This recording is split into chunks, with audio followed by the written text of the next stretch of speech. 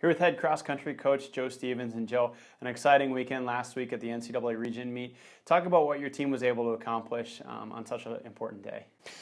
You know, it was an important day, and it's something we've been significantly training on and training for and focused on for the entire season. You know, to get a male and a female qualifier individually was a huge accomplishment, not only for them but for the program, because I look at it from the standpoint that once we start to get consistent representation at the NCAA championships, and obviously the regional meet is a stepping stone to that highest level, once we reach that level of consistent representation, I feel that the program is ready to really take the next step, to move into that next level of not only just being an individual qualifier from year to year, but hopefully in the years to come we'll have both teams there. So yeah, they put in a lot of work and support, and you know, just a privilege to work with these young men and women. Well, let's talk about those individual accomplishments. Obviously, you did acknowledge that you have a representation on both the men's and women's side. Annika Halverson and Matt Behrens both had an incredible day Saturday. Talk about what they were able to do to be so successful. You know, there's always struggles that you go through as an athlete, physical and mental, and it's a mental sport. It's a tough sport. Cross country is not just physically painful to race over hills and mud and grass and all kinds of weather, but the tough thing as an athlete to make it to that level is just handling the pressure in the moment. And that's something that they both went into, competed, and did exactly what they need to do to advance. And that's tough. It's basically for them a qualifying round. And to run properly, to execute the strategy, that was difficult. And cross country is kind of a different sport. You don't get to take a timeout in the middle if Annika starts to struggle at one point, maybe trips, maybe falls, maybe stumbles, something like that happens. She has to find the composure within herself to be motivated and driven without her coach being there for much of that race. So when I say the credit goes to this young man and woman, it really does, because I'm there as, you know, an instrument to help to motivate and encourage and coach them properly. But when that gun goes off, it's all on them. And so for them to do what it took to get there it shows a lot about their character and their drive and their passion about the sport. Well, a huge accomplishment for both of them. They finished top 10 in both individual races. But let's talk about the week ahead. What can we expect from these runners? What is their training going to look like?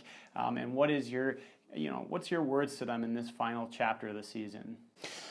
You know, I don't want to reinvent the wheel from a training standpoint. We're in a little bit of a taper mode. You know, Matt's been thinking about this his senior year for a long time. Annika is coming into her second national championships appearance. We've been executing a training strategy that's worked to this point. So we're basically going to just keep training the same way we have been doing, maybe taper them back a little bit more. But as far as the preparation at the national meet, you know, for Matt, I want him to be top 10. And that's, anytime in your career you can be, well, he was 7th before. If we can be top 10 again, that would be a monumental accomplishment. Anything beyond that's just icing on the cake. I mean, let's be honest, for him to be an All-American, I mean, would be great. So that's the goal. First, for Matt to be an All-American, and I think he's got a really good shot at it. For Annika, you know, she had a bit of a rough national meet as a freshman, which is a bit common.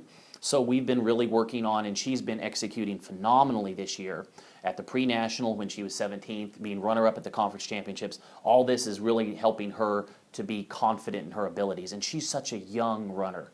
She really hasn't came into her own yet, and so much untapped ability. And so she is starting to finally realize how much natural talent and capability she has. And I'm just looking forward to encouraging her to take a risk and take a challenge and go for one of those All-American spots. And not worry about if the wheels come off, we fatal in the end. That's not what I'm concerned about. I want her to be a champion from the beginning, and she's really done that well this year and taken big strides forward. And so we're just going to keep on with what's been working. Coach, 2 quick questions before we close. You've been to this course before. Does that change anything as you prepare? It doesn't necessarily change anything, but it helps.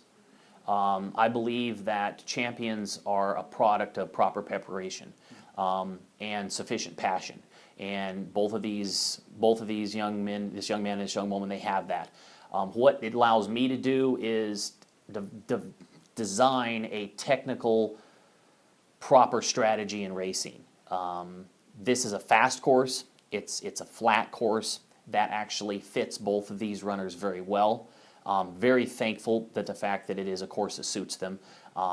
They've performed well at this environment before on that kind of surface, so I have actually a fair amount of calmness and confidence going into it that whatever racing strategy that I designed for them after they're coming off of their performance before and the other times that they've seen this, it's going to work. It's going to work well. So I guess it doesn't as much change anything as it does calm them down and calm me down when I design a proper strategy for it.